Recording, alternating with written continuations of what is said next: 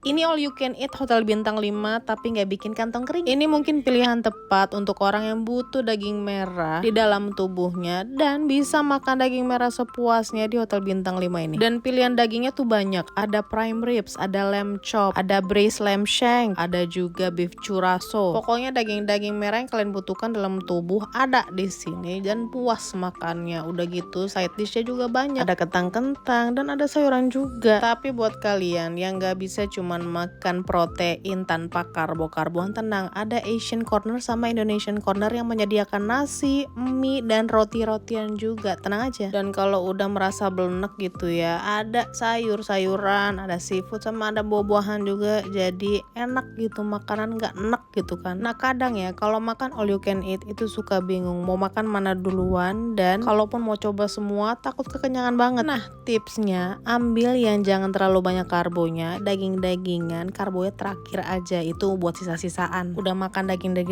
terus nasi, terus dessert deh. Oh iya, satu lagi, di sini lagi buy one get one. Harganya itu 488 plus. Nah, jadi satu orang itu ya sekitar 300 ribuan lah. Dan 300 ribuan untuk makan di hotel bintang 5 dengan tema daging-daging ya worth it. Apalagi dagingnya premium quality. Nah, kalian kalau mau coba langsung aja datang ke Double Tree di Penogoro. Terus reservasi dan nikmati makanannya deh.